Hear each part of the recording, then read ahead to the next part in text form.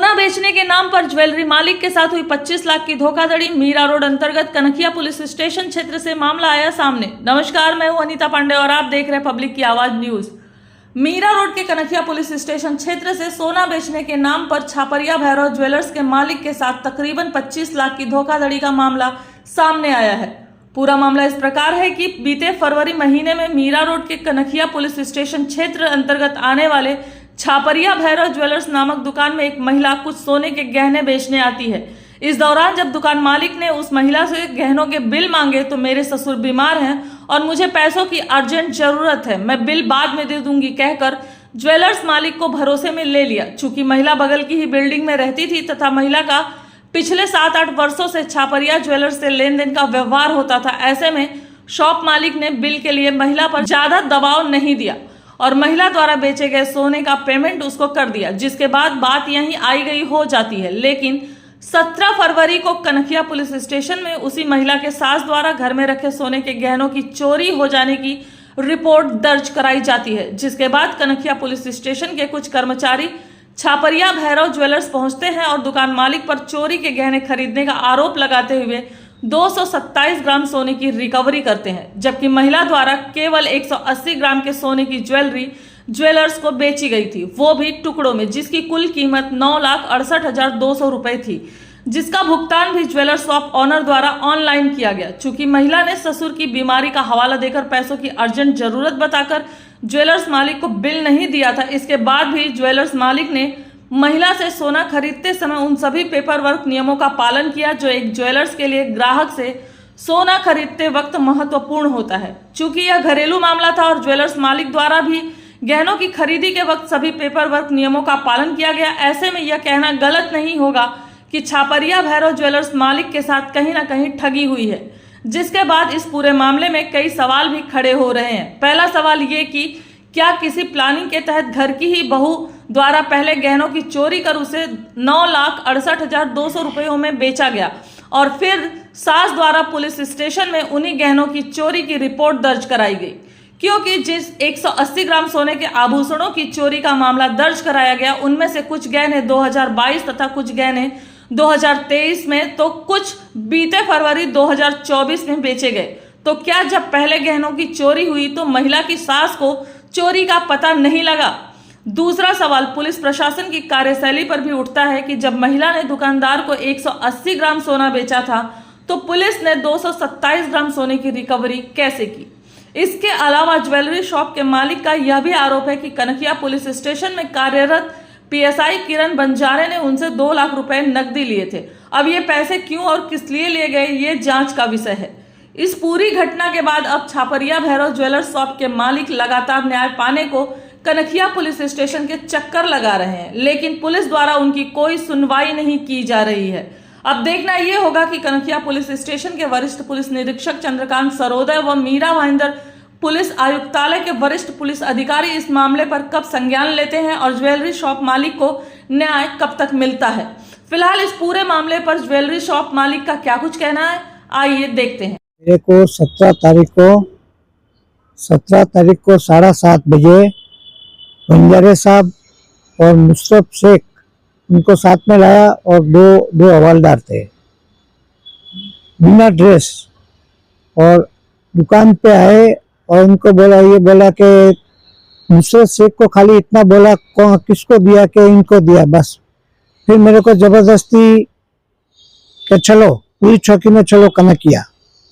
तो मैं बोला साहब मैं आधा घंटा में आता हूँ, मैं अकेला हूँ, दुकान में कोई नहीं है, तो मैं आ रहा हूँ। मैं आप फिर लास्ट में बोला मैं 10-15 मिनट में आ रहा हूँ, आप जाओ। तो क्या नहीं चलता है क्या? नहीं चल, जबरदस्ती मेरे को लेके गए, 7:30 बजे लेके गए और सुबह 4 बजे तक मेरे को बिठाया। और मेरे को न तो मैंने कोई खाना खाया न दवाई लिया, मेरे बीपी डायबिटीज सब तकलीफ है, किडनी का भी तकलीफ है, कोई गोली वोली लेने को नहीं दिया। मेरे को एकदम एंड आया, बोलता है कि नहीं 300 ग्राम सोना के तुमने लिया। तो साहब मैंने 300 ग्राम नहीं लिया, मैंने पूरा मैंने लिखा के लिया, बिल दिया, जीपे किया और ये मतलब पूरा जो लिया वो मैंने बता दिया, 184 ग्राम सोना मैंने लिया, मतलब आपका ऐसा जो क्या- पूरा वाइट का लिया मैंने, पूरा वाइट में पेमेंट किया। और बाद में वो बोलते हैं कि नहीं 300 ग्राम लिया तुम, ये कैमरा बता रहा है। जब बहुत फोर्स किया, फिर लास्ट में बोला कि ठीक है 230 ग्राम भरो। फिर बाद में फाइनल किया 150 ग्राम में, 150 ग्राम और 2 लाख। तो मैंने 150 ग्राम और 2 लाख 4 बजे, वो भी मेरे एकदम ज्यादा तकलीफ हो गया, बीपी बहुत बढ़ गया। 230 घर पे आके चेक किया, 230-40 बीपी हो गया। और वो हिसाब से एकदम मतलब इतना तकलीफ होने लगा कि मैं बैठ भी नहीं सकता था। तो फिर मैंने आ करके 150 ग्राम सोना और 2 लाख का बोल के हम लोग घर पे आ गए। मतलब ये समझा जाए कि आपकी दुकान पर पुलिस आती है और आपको ये आरोप लगता है कि आपने चोरी का माल खरीदा है। ये चोरी का माल नहीं है, वो तो बाजू की बिल्डिंग में कस्टमर है जो कि 10 साल से आते जाते हैं इधर दुकान पे, और बाजू में मेडिकल में भी आते जाते हैं। तो वो हिसाब से पहचान के हिसाब से मैंने लिया। वो भी इमरजेंसी तकलीफ के हिसाब से बोलता है कि मेरा ससुर बीमार है। तो वो 2-3 बार लेके आई, तो मैंने और बराबर पूछा तो कहने ससुर बीमार है, वो हिसाब से बिल जो होएगा वो मैं बिल भी है वो मैं लाके दे दूंगी। बाकी अभी इमरजेंसी है पैसा, वो हिसाब से वो लेके गई। और पहचानता हूँ वो हिसाब से लिया मैंने, सब बिल जीपे किया, बिल दिया, पैन कार्ड, आधार कार्ड, ये रेवन्यू स्टैम्प पे लिखा के लिया, सब पूरा काम मैंने जो हमारे ढंग से जो हम करते हैं वो हिसाब से किया। आपने जो भी बताया था कि आपने 180 ग्राम के आसपास कुछ माल लिया, वो एक साथ लिया कि टुकड़े टुकड़े में लिया? नहीं, मैंने ऐसा तो 2000, ये टोटल अमाउंट जो है वो 2022 से लगा के अभी तक है। मैंने एक साथ में नहीं लिया, एक साथ में 3-4 बार अभी लिया था, ये लास्ट में फरवरी में, जो कि उनके ससुर बीमार है करके इमरजेंसी पैसा चाहिए, वो हिसाब से मैंने लिया। और वो भी बाजू की बिल्डिंग में रहते हैं, पहचान के हिसाब से लिया मैंने। अच्छा, आप जब ऐसा कोई माल खरीदते हैं तो आपकी प्रोसीजर क्या है? नहीं, हमारा प्रोसीजर तो हम बिल लेते हैं, अगर पहचान नहीं होवे तो बिना बिल हम लेते ही नहीं है। वो तो पहचान के हिसाब से, और वो भी बोला कि मैं बिल आपको दे दूंगी, और रोज आते जाते हैं, वो हिसाब से मैंने लिया है। वो भी मैंने पैन कार्ड, आधार कार्ड सब कुछ लिया मैंने, जीपे किया, रेवन्यू स्टैम्प पे लिखा के लिया, सब कुछ किया है। अच्छा, आपने रेवेन्यू स्टैम्प हाँ। पे लिखा के लिए आपने पेमेंट वाइट में जीपे हाँ, पूरा जीपे किया मैंने, आरटीजीएस किया, जीपे किया। तो आपने ये सब बातें पुलिस को बताई? हाँ, मैंने सब बताई है। उसके बाद पुलिस की तरफ से क्या कार्रवाई की गई है अभी तक आपके पक्ष में, और जिस महिला ने आपको लाके वो सोना दिया था अपनी परेशानी बताकर, उस पर क्या कार्रवाई हुई? कोई कार्रवाई नहीं हुई है।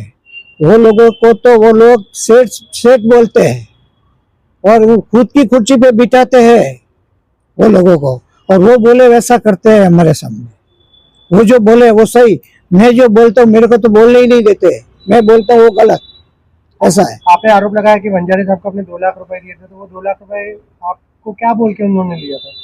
वो 2 लाख में मतलब हमने जो फाइनल जो किया ना कि भाई अभी लास्ट में फाइनल 150 ग्राम सोना फाइनल किया और 2 लाख रुपया कैश दिया। वो क्या है कि मेरे को एकदम ज्यादा तकलीफ हो गया, वो हिसाब से मेरे को ये देना पड़ा और ये ऐसा करना पड़ा। आपकी क्या मांग? अभी मांग तो क्या है, एकदम गलत है, वो तो सब मिली भगत है, घर का मैटर है, घर में ही रहती थी, कोई छोड़ नहीं है, वो छोड़ नहीं है। वो 18 साल मतलब 10 साल से तो मैं देख रहा हूँ घर में ही रहती है। आपके साथ जो कहीं ना कहीं जिस तरीके से गलत हुआ है, उसको लेकर पुलिस प्रशासन से या पुलिस मीरा भाईंदर वसई विरार पुलिस आयुक्तालय के जो कमिश्नर है उनसे क्या मांग है? हमारे तो यही मांग है कि हमारा सोना मिलना चाहिए हमको। हमारा जो गलत तरीके से लिया, ये मिल के काम किया है, ये ऐसा तो कोई भी कर सकता है कि मेरे घर में भी मेरी बहू मेरे बेटे की बहू चोरी की और मेरा मिसेज कंप्लेन लिखा दिया, 4 जगह पे बेच दिया सोना, और हम भी 1 किलो का बिल बता सकते हैं कि भाई हमारा बहू ने चोरी करके इधर बेचा 4 जगह पे। मिला जुला कर आप ये कहना चाहते ये हैं मिली कि कहीं जुली- ना कहीं ये पूरा एक तैयार किया गया षड्यंत्र है, उसके मुताबिक आपसे कहीं ना कहीं ये जो सोना बेचने का नाटक किया गया और उसके बाद परिवार की तरफ से कंप्लेंट की गई पुलिस में और कहीं ना कहीं दोहरी तरीके से लूट की गई है। नहीं, ये सब मिले हुए ही है ना, सब मिलके ही काम किया है। ये जो काम किया है, क्योंकि मेरा तो कोई सुनते ही नहीं है। मेरे को तो, मैं बोलता हूँ तो क्या चुप रहो, मेरे को बोलने ही नहीं देते हैं। पहली बात तो ये है, मेरे को बिल्कुल बोलने नहीं देते। तुम लिया है, बस एक ही बात है, तुम लिया। उनको सेठ बोलते हैं, वो सेठ है। देखिए, छापरिया ज्वेलर्स का मामला जो हुआ है ना, वो पूरा फ्रॉड ही है। एक प्रकार से पारिवारिक आदमी का कंप्लेन देके जब ऑलरेडी उसका खाता चेक करते तो उसमें 9 लाख रुपया जमा हुआ था, तो वो 9 लाख रुपया किधर गया? जब ऑलरेडी उन्होंने सोना लिया तो इनको पैसा वापस देना चाहिए था। सोना भी ले लो और पैसा भी ले लो, ये कौन सा तरीका है? आज हमारे व्यापारी को 100% लूटा गया है और इनकी 388, 420, 384 के अंतर्गत इन सब लोगों पे जिन्होंने इनको लूटा है, इनको ऊपर एफआईआर होनी चाहिए। अगर एफआईआर नहीं हुआ तो हम अगले मंडे से हम धरने पे बैठेंगे। और मैंने बार बार, ये तीसरा पत्र मैं दे रहा हूँ, आज मैंने तीसरा पत्र दिया है, तब तक उनकी कोई जुए नहीं रेंग रही है। ये आपस में ये कह रहे हैं आपका सोना आपको वापस मिल जाएगा। अरे हमारा सोना गलत था तो इसके लिए वापस मिलने की बात कर रहे हैं ना। आपने गलत तरीके से लिया करके आप देने की बात कर रहे हैं ना। तो हमारे दुकान के किसी भी जगह में आकर, दुकान के शोकेस में आकर, दुकान के काउंटर में आकर, जो आज दिन तक किसी ऑफिसर ने ऐसी हिम्मत नहीं की रहेगी, तब ये दुकान पे आके माल बताने का कहती है, उसके बाद में माल झड़प कर लेके जाने का दौड़ रही थी। हमारे व्यापारी ने रोका नहीं तो माल लेके भाग जाती। जब ऑलरेडी ऐसा हादसा होता है उसके बाद में भी एफआईआर नहीं हो रही है, उसके बाद में वो वापस हमारी दुकान में एक एक वस्तु की जड़ती ले रही है। ऐसे करके उन्होंने हार निकाला, चेन लॉक निकाला और चेन पेंडल निकाला, कान के एयरिंग निकाले, अंगूठी निकाली, ऐसा करके 77 ग्राम दुकान से और माल निकाला। और माल निकालने के बावजूद भी इनका जो भी माल था वो इनके दुकान में सील होना चाहिए था। ये पुलिस का एक प्रकार से धर्म होता है। जब 77 ग्राम माल और 150 ग्राम माल, 227 ग्राम माल उन्होंने लिया है, तो माल दुकान में सील क्यों नहीं किया गया? माल सील होने के बाद में इनकी सिग्नेचर होती है, उसके बाद में 2 पंच होते हैं, उनकी सिग्नेचर होती है, और हमारे भी से एक पंच लेके उनको सिग्नेचर कराना चाहिए। 227 ग्राम माल लेने के बावजूद भी उन्होंने अभी तक इनको पंचनामा, ओरिजिनल स्टैम्प मारा हुआ पंचनामा नहीं दिया। एफआईआर की कॉपी 41A का नोटिस देने के बावजूद भी इनको एफआईआर की कॉपी नहीं दी। ये तो मैं जाकर चंद्रकांत सरोदे से एफआईआर की कॉपी उन्होंने मांग के ली, तब उन्होंने दी। और अभी ये जो सारा प्रकरण हुआ, जो सोने की रिकवरी हुई, वो पुलिस जिस तरीके से आपने महिला के लिए बोला कि दुकान के अंदर घुस के उस महिला ने सब एक एक चीज निकाली, तो ये पुलिस प्रशासन, पुलिस वालों के सामने हुआ है या पुलिस के साथ में थी वो? मैंने बोला वो फिरियादी दुकान के अंदर एंट्री कैसे मार सकती है? उनको क्या हक है?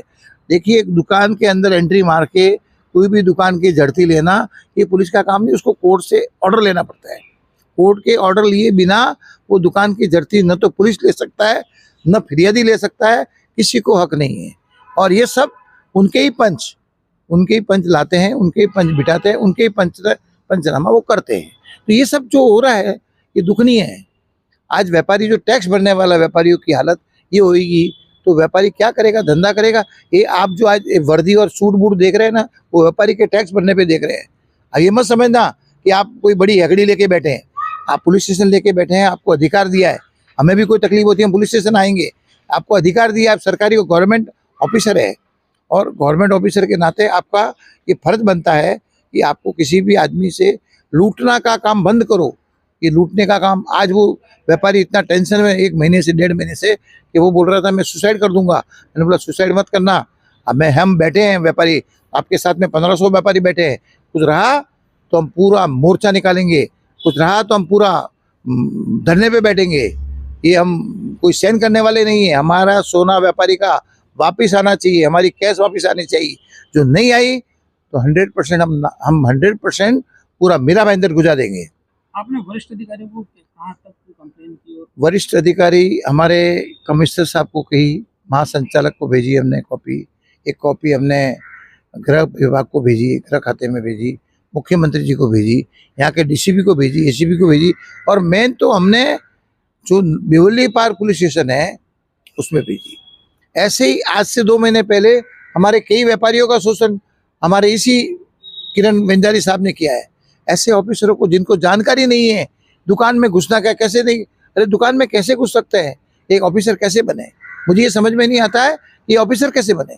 इनको कम से कम ऑफिसर की लायकी होनी चाहिए कि एक ऑफिसर दुकान में कैसे घुस सकता है बिना कोर्ट के ऑर्डर के। तो आप सीधा आरोप लगा रहे कि यहाँ पर कहीं ना कहीं भ्रष्टाचार है। भ्रष्टाचार 100%, और ये मिल बांट के खाने की बात है, ये 100% 227 ग्राम में सब उनकी सेटिंग है, और इस सेटिंग से ये एफआईआर हुई है, न कि कोई ओरिजिनल एफआईआर है।